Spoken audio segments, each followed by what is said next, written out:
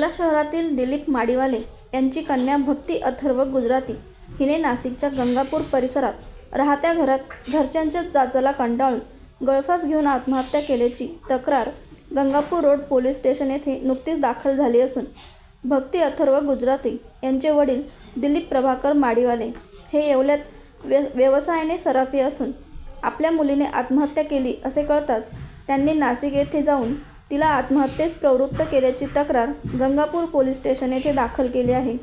यावेळी येवल्यात मोठ्या संख्येने सुवर्णकार समाज अंत्ययात्रेत सहभागी होत निषेध व्यक्त करत भक्तीला आत्महत्येस प्रवृत्त करणाऱ्यांना त्वरित अटक करून कठोर शिक्षा करण्याची मागणी केली आहे। आमच्या मुलीला न्याय मिळावा, आरोपींना कठोर शिक्षा करावी अशा आशयाचे फलक अंत्ययात्रेप्रसंगी झळकले होते।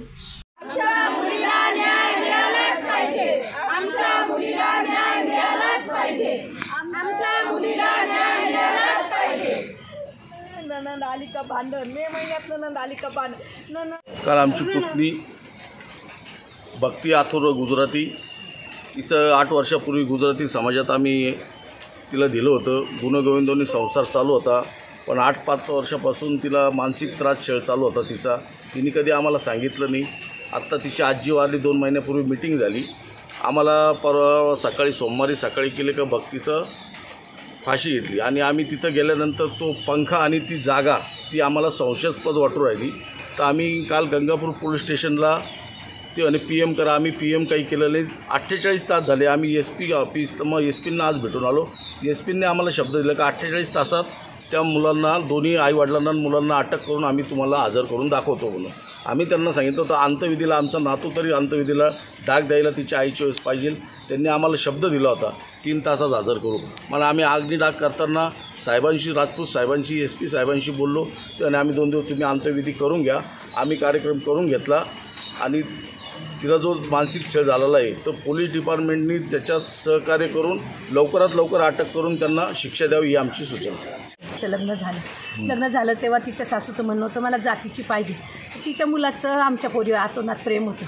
त्या प्रेमाला बोलून प्रेम विवाह करायसाठी आम्ही तेच आले आमच्या घरी की आम्हाला तुमची पोरगी द्या। आम्ही म्हटलं पोरगी कराल, तुमच्या बायकोला पसंत नाही, विचार नाही म्हणे, आम्ही निभून नेऊ सगळं। त्यांनी करून नेली। केल्यावर ती बाई सुरुवातीला बाईशी बोलत नव्हती घरात, तिने तिचं काहीच केलं नाही नवरी म्हणून। तिला तिच्याशी बोलणं नाही, काही नाही, खूप त्रास द्यायची। तिला किचनमध्ये येऊ द्यायची नाही। तू किचनमधलं काय करू नको, माझ्या किचनला हात लावू नको, पाणी भरू नको, तू स्वयंपाक करू नको। तिला जर वाढायला उभी राहिली तर 4 लोकांचे ताटं करायचे, माझ्या भाचीचं ताट नव्हती करत। बाई तू नवरा चांगला आहे, माझा नवरा खूप प्रेम करतो, आत्या मी सहन केलं। नंतर माझी भाची खूप आजारी पडली, वरच्या घरात पडली बेशुद्ध, त्याला पाहायला कोणीच गेलं नाही। तशी खाली आली। हॉटेलमधनं बिस्किटचा पुडा दूध आणलं, पोराला खाऊ घातलं, तिने खाल्लं। तिच्या सासऱ्याने इथं आणून घातलं, इथं हॉस्पिटलमध्ये ॲडमिट केली। त्या दवाखान्यात जाऊन विचारा कशी अवस्था होती बाईची, माझ्या हातपाय वाकडे झालेले होते। तिला सरळ केले। तिचा सासरा आला, तिच्या सासऱ्याला माझा भाऊ म्हणे तुम्ही माणसं आहे का, कोण आहे, माझ्या पोरीची अशी अवस्था झाली, तुम्ही काय केलं हे माझ्या पोरीचं, तुम्ही मागायला आलते, आम्ही जबरदस्ती नाही दिली। ते म्हणे 4 जणात आमची इज्जत घालवली, तुझा बाप बोलला म्हणून इतकं टॉर्चर केलं। 2 महिने 3 महिने ठेवलं। म्हटलं दे बाबा डायव्हर्स द्या म्हणून। परत आले, गोड बोलून माफ्या मागून घेऊन गेले।